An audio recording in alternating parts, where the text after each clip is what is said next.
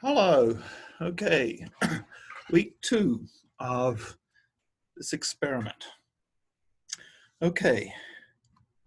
So we're going to talk about matrix algebra. So this module is just a review of matrix algebra. You will all have seen some of this before. And if you've done linear algebra or are doing linear algebra, you would have seen all of it. Basically, this lecture contains all the material you need to know for the rest of this course. Plus the next module where we're going to go into eigenvalues and eigenvectors in more detail. Okay, so the basic object is the matrix. So an m by n matrix is a rectangular array of elements in m rows and n columns.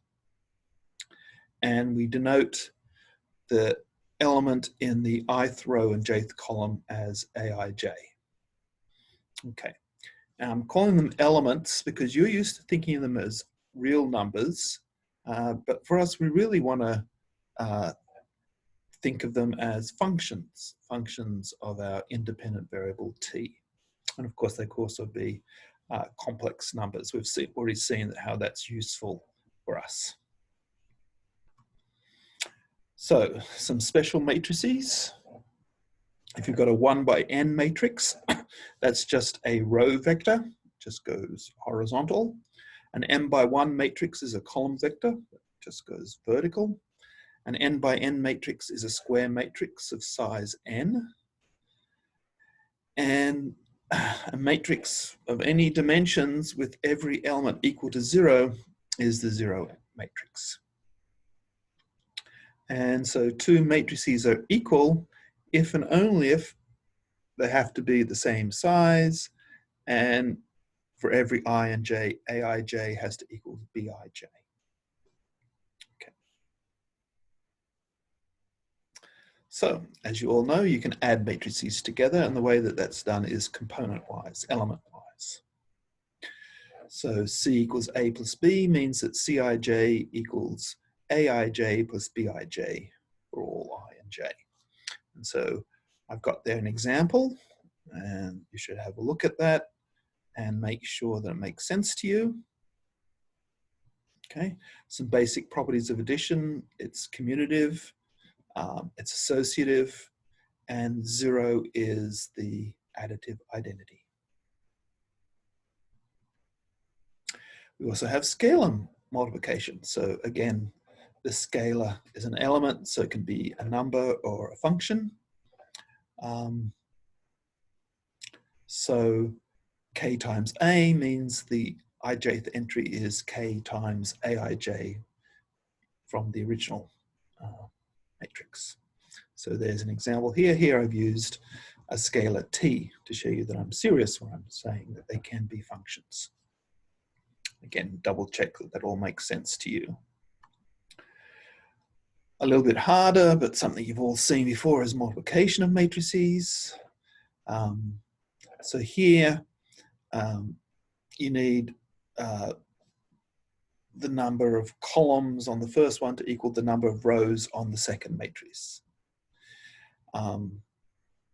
So we multiply things together using the dot product. So basically it's taking the, if it's A times B, you're taking the row vectors from A and dot producting them with the column vectors from B.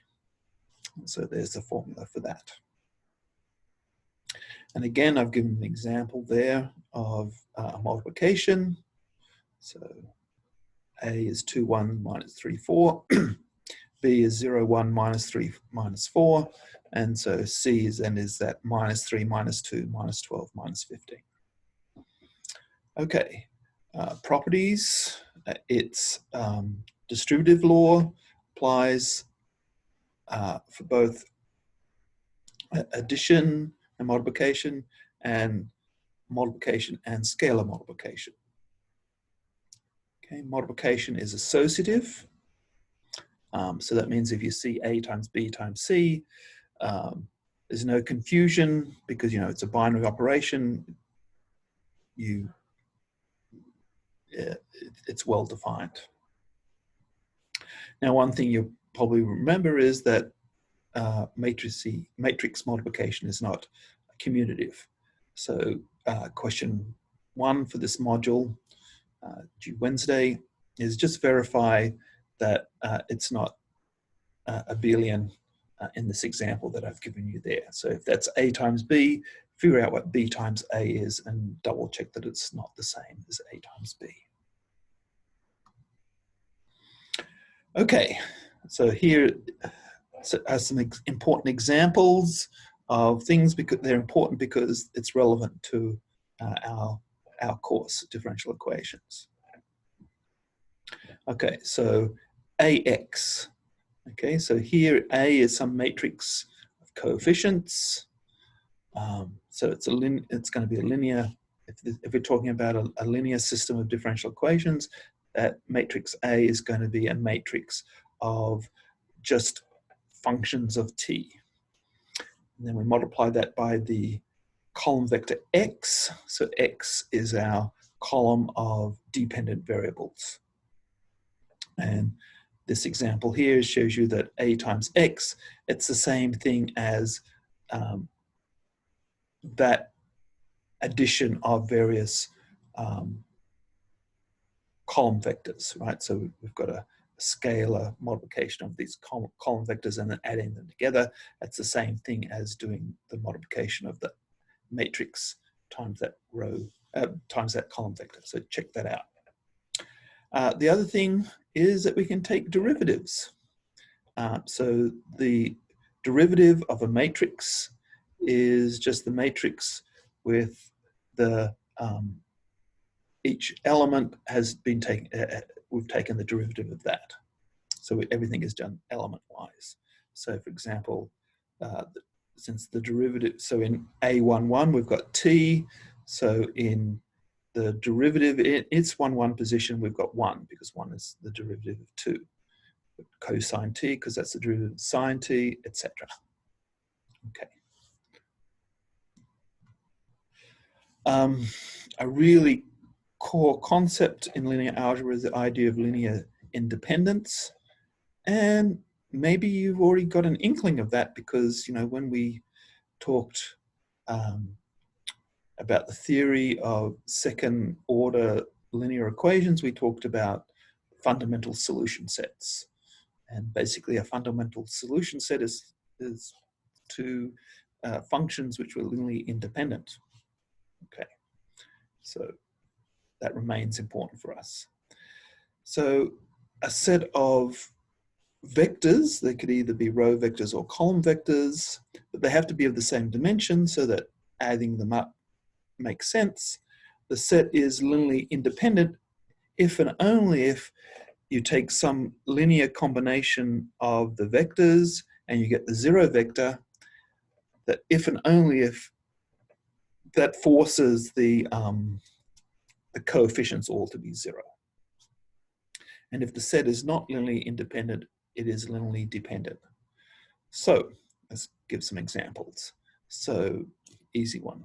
The two vectors 1, 0 and 0, 1 are linearly independent. Okay, we take some linear combination of 1, 0 and 0, 1, like I got there, like A times 1, 0 plus B times 0, 1. Well, that's the vector AB.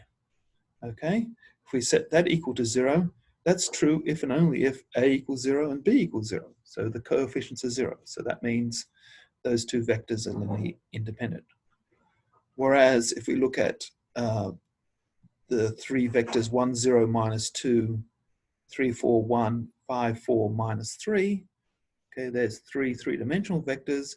Here we've got a non-trivial linear combination which gives us the 0 vector. So therefore those vectors are linearly dependent. So that's the standard way that you prove vectors are linearly independent or dependent. Okay, if they're linearly independent, you can come up with some linear combination, non-trivial linear combination, which is 0. Okay, let's pause now to talk